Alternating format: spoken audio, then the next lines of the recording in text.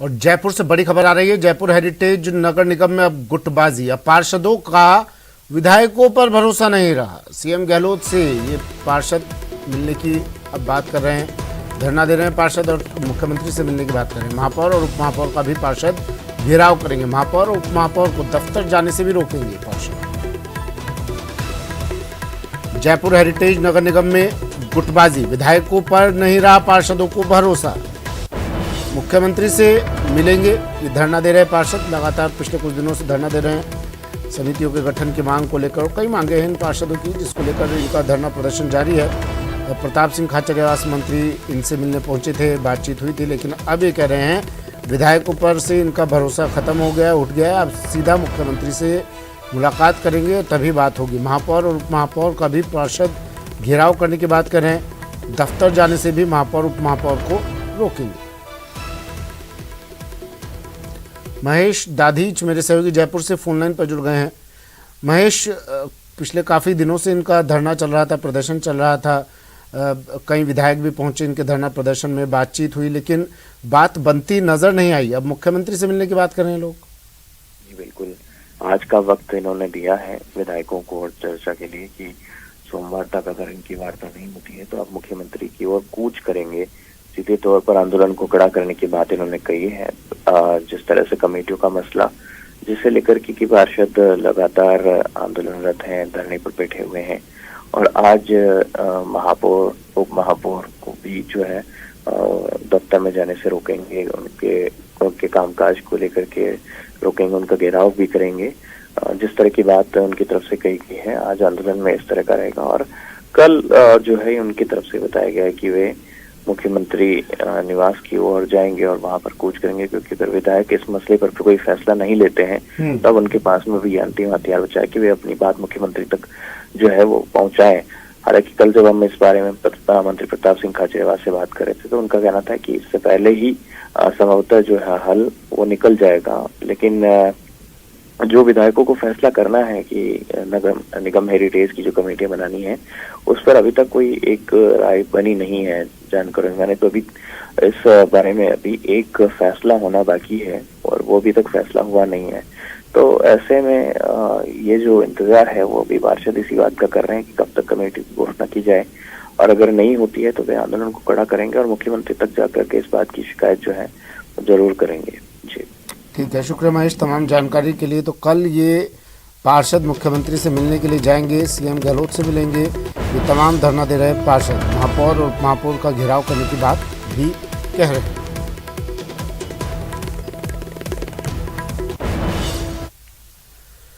और अब बात न्यायिक कर्मियों की हड़ताल की। सुभाष मेहरा मौत मामला, न्यायिक कर्मी मौत की उच्च स्तरीय जांच की मांग कर रहे हैं। जांच की मांग को लेकर न्यायिक कर्मियों का आंदोलन लगातार जारी है।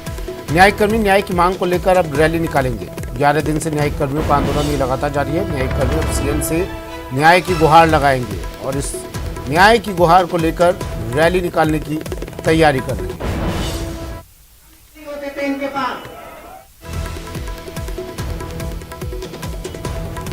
सुभाष मेहरा मौत मामला, न्यायिक कर्मी मौत की उच्च स्तरीय जांच की मांग कर रहे हैं। अब न्याय की मांग को लेकर रैली निकालने जा रहे हैं। 11 दिन से आंदोलन लगातार जारी। जांच की मांग को लेकर न्यायिक कर्मियों का आंदोलन जारी है। सीएम से न्याय की गुहार लगाएंगे रैली निकालकर। न्याय की गुहार को लेकर रैली निकालने की तैयारी अब ये न्यायिक कर्मी कर रहे हैं। इस आंदोलन से, कार्य बहिष्कार से कामों पर काफ़ी असर पड़ा है, लेकिन ये न्यायिक कर्मी अपनी मांग पर अड़े हुए हैं। कह रहे हैं सुभाष मेहरा जो एक न्यायिक कर्मी था, उसकी मौत की उच्च स्तरीय जांच करवाई जाए, लेकिन अब तक किसी तरह की कोई बातचीत, कोई आश्वासन इन्हें नहीं मिला है। राकेश शर्मा मेरे सहयोगी हमारे साथ जुड़ गए हैं जयपुर से। राकेश, मुख्यमंत्री से मिलने की बात कर रहे हैं अभी लोग, लेकिन इनकी मांग पर, इनकी बात पर अब तक किसी तरह का कोई आश्वासन नहीं मिला है।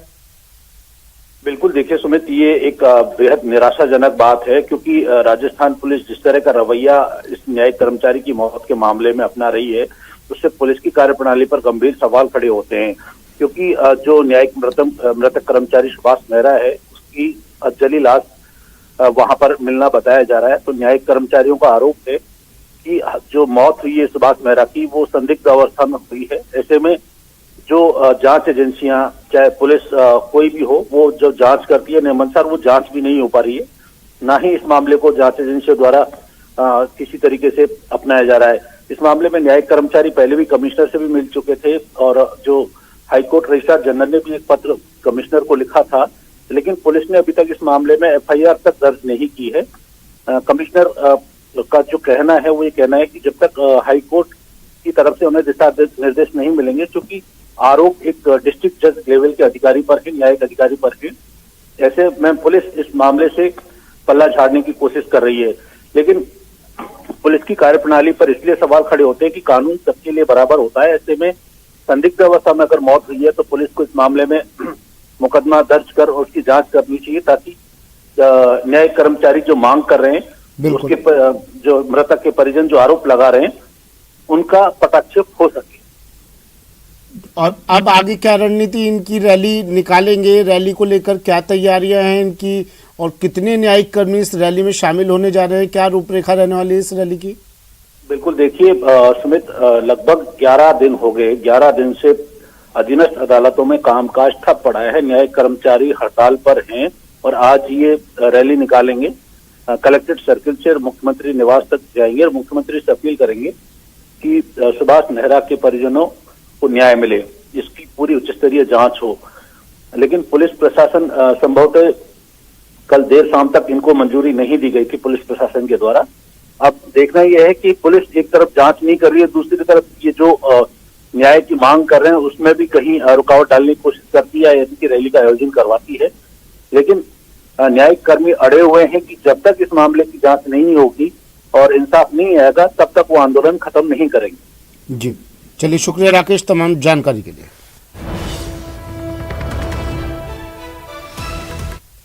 और धौलपुर से बड़ी खबर आ रही है। एक पिता ने